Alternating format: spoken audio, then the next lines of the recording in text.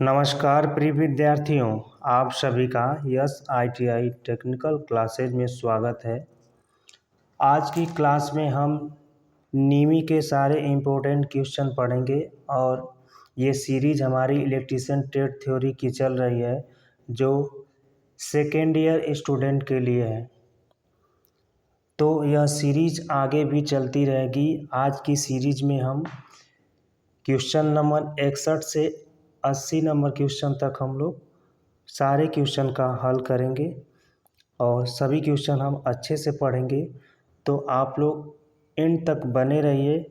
यदि आप चैनल पर नए हैं तो चैनल को सब्सक्राइब कर लीजिए ताकि और साथ ही साथ बेल आइकन भी प्रेस कर दीजिएगा ताकि कोई भी अगर नई वीडियो आती है तो उसकी नोटिफिकेशन आपको प्रॉपरली मिलती रहे।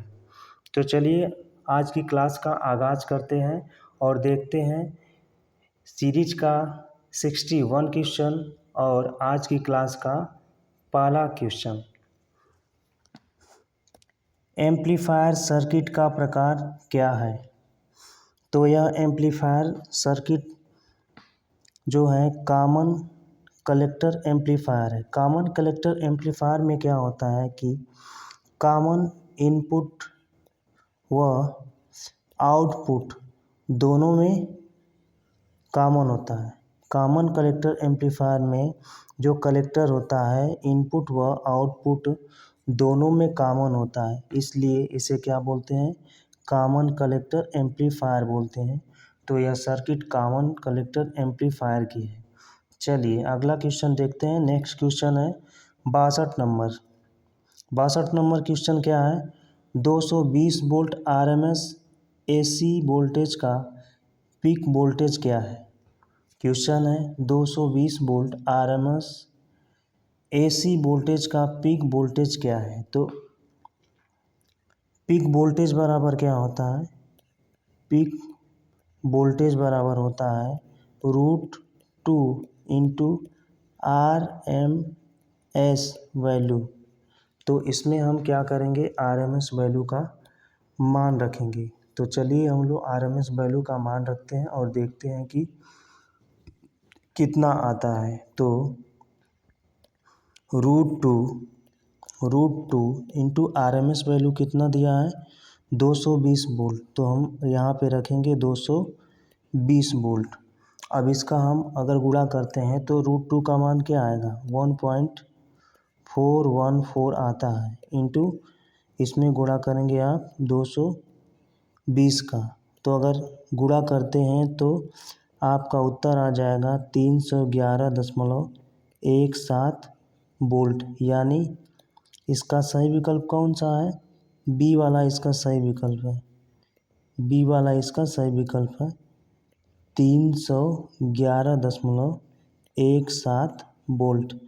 ये आपका आ गया पीक वोल्टेज। चलिए अगला हम लोग क्वेश्चन देखते हैं।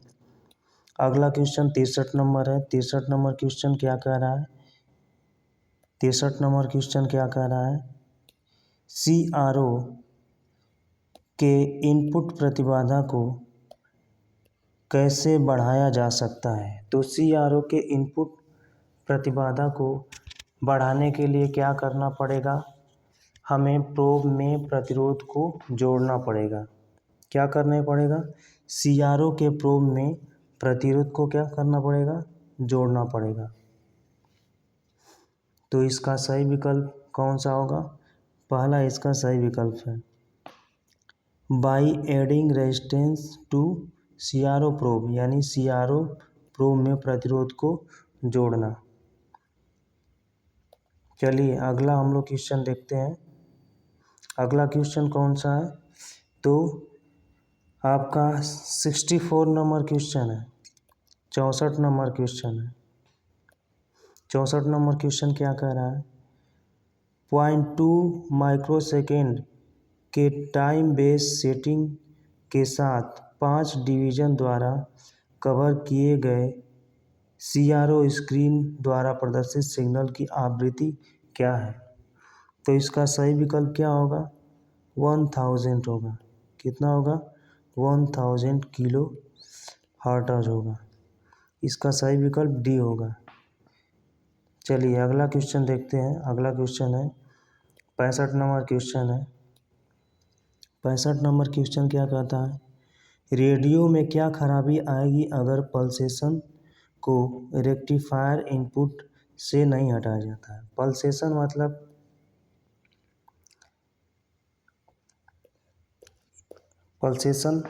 मतलब कुछ पल्सेटिंग वैल्यू होती है, तो अगर इसको नहीं हटाते हैं तो क्या होता है, गुनगुनाहट की आवाज़ आती है। इसका विकल्प सी होगा। चलिए अगला हम लोग क्वेश्चन देखते हैं।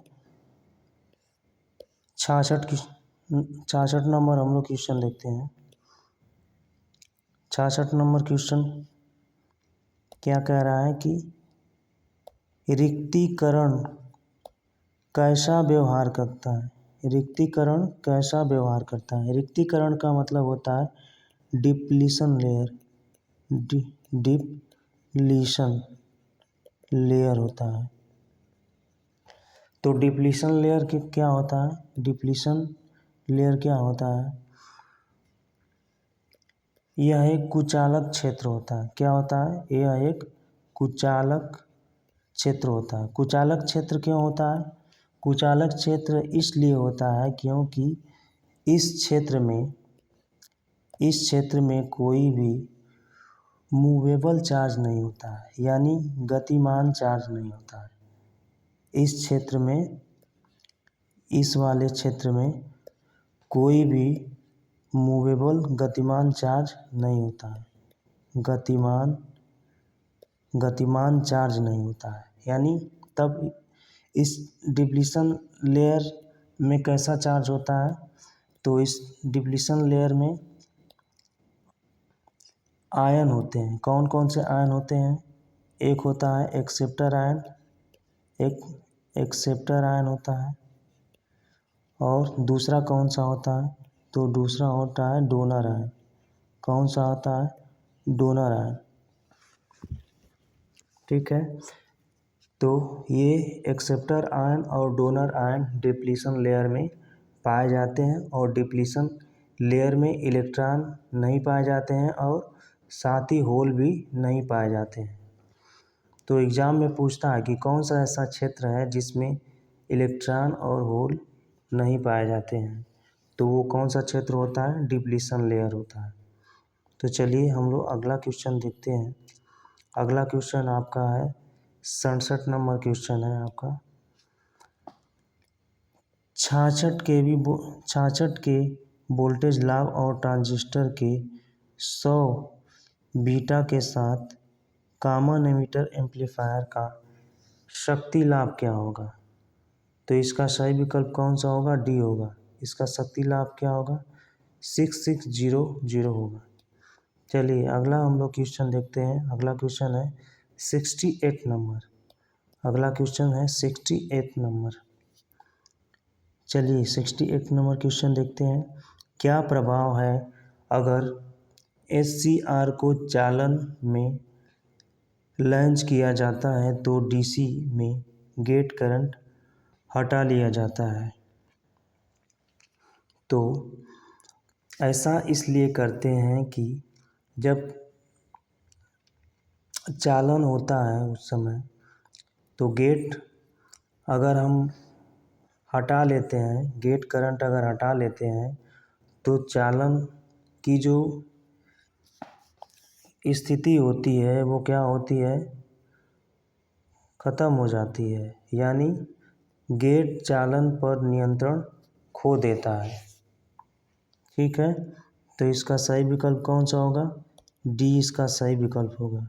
डी इसका सही विकल्प होगा। चलिए अगला हम लोग क्वेश्चन देखते हैं। अगला क्वेश्चन है 69 नंबर। अगला क्वेश्चन कौन सा है, 69 नंबर।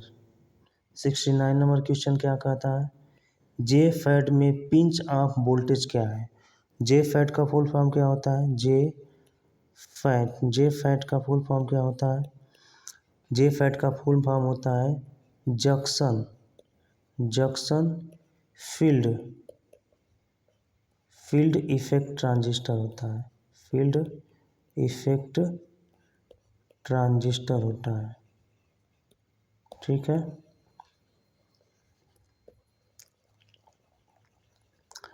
तो इसका सही विकल्प कौन सा हो जाएगा? बी इसका सही विकल्प होगा। ड्रेन करंट शून्य हो जाता है। पिंच ऑफ वोल्टेज अगर आप लगाते हैं तो ड्रेन करंट क्या हो जाता है? शून्य हो जाता है।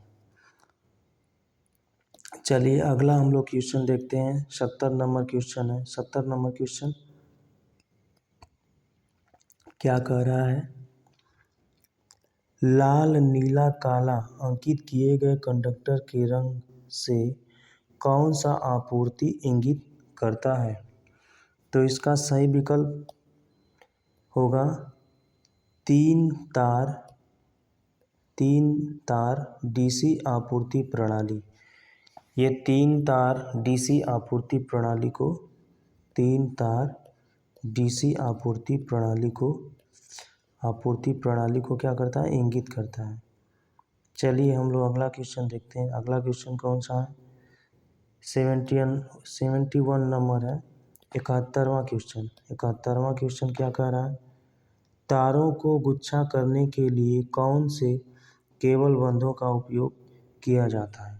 तो तार को अगर गुच्छे में बांधना है, एक साथ कई केबल बांधना है, तार नहीं होगा, तो इसके लिए क्या यूज करेंगे? नायलॉन बंध यूज करेंगे। क्या यूज करेंगे? नायलॉन बंध। इसका सही विकल्प क्या होगा? सी होगा।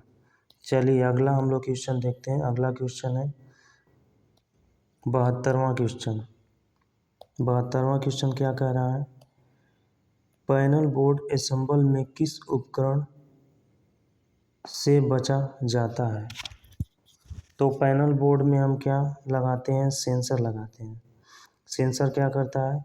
ये सेंस करता है। किसी भी फॉल्ट को क्या करता है? ये सेंस कर लेता है। तो इसलिए पैनल बोर्ड असेंबली में हम सेंसर का यूज करते हैं। सही विकल्प ए होगा। चलिए अगला हम लोग क्वेश्चन देखते हैं। अगला क्वेश्चन है यक्स द्वारा चिन्हित डिवाइस का क्या नाम है?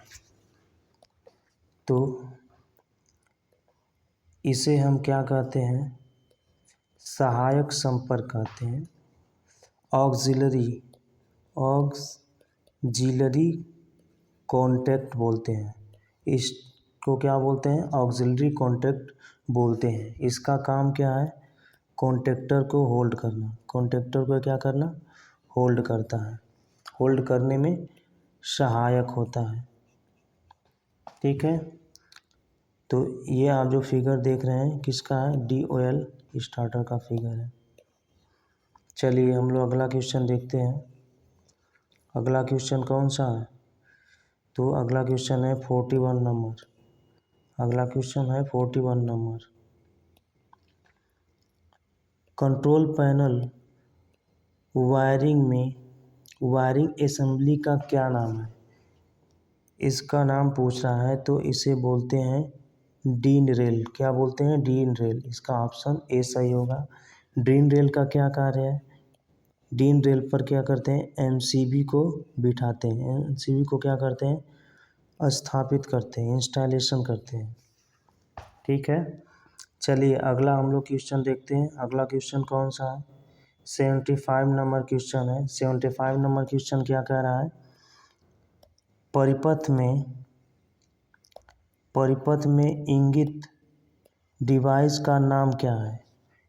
जी एक्स से ये पूछ रहा है, तो इसको क्या बोलते हैं? इसे हम बोलते हैं रिले। कौन सा रिले बोलते हैं? तो ओवरलोड रिले बोलते हैं। इसे क्या बोलते हैं? ओवरलोड। इस डिवाइस को क्या बोलते हैं? इसका सिंबल क्या होता है? ये सिंबल होता है। तो इसे बोलते हैं हम लोग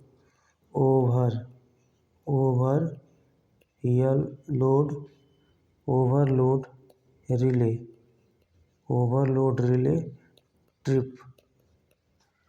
तो इसका सही विकल्प कौन सा हो जाएगा? डी इसका सही विकल्प हो जाएगा। चलिए हम लोग नेक्स्ट क्वेश्चन देखते हैं। अगला क्वेश्चन है 76 नंबर। 76 नंबर क्वेश्चन क्या कह रहा है? कंट्रोल पैनल वायरिंग में प्रयुक्त सामग्री क्या है। यह जो आप फिगर देख रहे हैं इसके बारे में पूछ रहा है कि यह इसे क्या बोलते हैं, इसका क्या नाम है। दोस्तों इसका काम है कि अगर केबल है, कई केबल है तो इसको क्या करते हैं, बांध सकते हैं। तो इसका सही विकल्प क्या होगा, डी होगा। केबल बांधने की पट्टी होती है, ठीक है। एक से अधिक केबल को क्या करते हैं, हम लोग बांध सकते हैं। चलिए अगला क्वेश्चन देखते हैं। अगला क्वेश्चन है 77 नंबर। 77 नंबर क्वेश्चन है, कंट्रोल पैनल वायरिंग में प्रयुक्त गौण का क्या नाम है। ये जो आप चित्र देख रहे हैं इसे क्या कहते हैं, क्रोमेट कहते हैं। क्रोमेट क्या होता है, पैनल के नीचे लगा होता है, पैनल के नीचे इस तरह लगा होता है। ये क्या करता है, केबल को सहारा देता है, केबल को स्थिर रखता है और ये केबल बाहर से अंदर की तरफ ले जाते हैं तो केबल को कस के बांधे रखता है। केबल न ऊपर जा पाता है न नीचे जा पाता है, एक स्थान पे क्या करता है, क्रोमेट केबल को स्थिर रखता है, ठीक है। तो क्रोमेट कहाँ लगाया जाता है, पैनल में लगाया जाता है। पैनल में क्यों लगाया जाता है, जो केबल हम बाहर से अंदर की तरफ केबल ले जा रहे हैं उसको अच्छे से पकड़े रहे, स्थिर पोजीशन में रखता है। चलिए अगला क्वेश्चन देखते हैं। 78 नंबर क्वेश्चन है। कौन सा क्वेश्चन है, 78 नंबर। पैनल बोर्ड में कौन सा डिवाइस ओवरलोड और शॉर्ट सर्किट से बचाता है। तो ओवरलोड और शॉर्ट सर्किट से बचने के लिए क्या करता है, एमसीबी का यूज करते हैं। किसका यूज करते हैं, एमसीबी क्या करता है, ओवरलोड से बचाता है। क्या करता है, ओवरलोड से बचाता है और शॉर्ट सर्किट से बचाता है। किससे बचाता है, शॉर्ट सर्किट। शॉर्ट सर्किट कब होता है, जब कोई तार आपस में क्या हो जाते हैं, चिपक जाते हैं। चिपकने से क्या होता है, जो करंट सीधे आगे की तरफ जा रही थी अब ये बीच से ही वापस आ जाती है। तो धारा का एक लघु परिपथ की तरफ गमन करना क्या कहलाता है, शॉर्ट सर्किट कहलाता है। तो एमसीबी शॉर्ट सर्किट से बचाता है और ओवरलोड से बचाता है। ओवरलोड क्या होता है, ओवरलोड का मतलब होता है कि अगर एमसीबी की क्षमता 25 एम्पीयर झेलने की है, 25 एम्पीयर झेलने की है। अगर 25 एम्पीयर से ज़्यादा कोई लोड अगर करंट ले रहा है तो एमसीबी क्या करेगा, इसे कट ऑफ कर देगा, यानी यह इसका मैक्सिमम करंट रेटिंग है। इससे ज़्यादा अगर करंट लोड लेता है तो एमसीबी क्या करती है, एमसीबी क्या करती है, सप्लाई को कट कर देती है। तो इसका सही विकल्प क्या होगा, इसका सही विकल्प डी हो जाएगा। इसका सही विकल्प क्या होगा, डी सही विकल्प होगा, मिनिएचर सर्किट ब्रेकर। चलिए हम लोग अगला क्वेश्चन देखते हैं। अगला क्वेश्चन कौन सा है, अगला क्वेश्चन है आपका 79 क्वेश्चन है। अगला है 79 क्वेश्चन। एक्चुएट के साथ कौन सा स्विच मशीन की गति या किसी वस्तु के भाग द्वारा संचालित होता है। तो इसके लिए हम क्या करते हैं, लिमिट स्विच का यूज करते हैं। क्या करते हैं, लिमिट स्विच का यूज करते हैं। इसका सही विकल्प क्या होगा, पहला होगा, ए नंबर सही विकल्प होगा। चलिए अगला क्वेश्चन हम लोग देखते हैं। अगला क्वेश्चन 80 नंबर है और इस क्लास का ये अंतिम प्रश्न है और सीरीज का कौन सा प्रश्न है, 80वां प्रश्न है। प्रश्न क्या है, ऑफ लोड स्थिति में कौन सा स्विच संचालित होता है। तो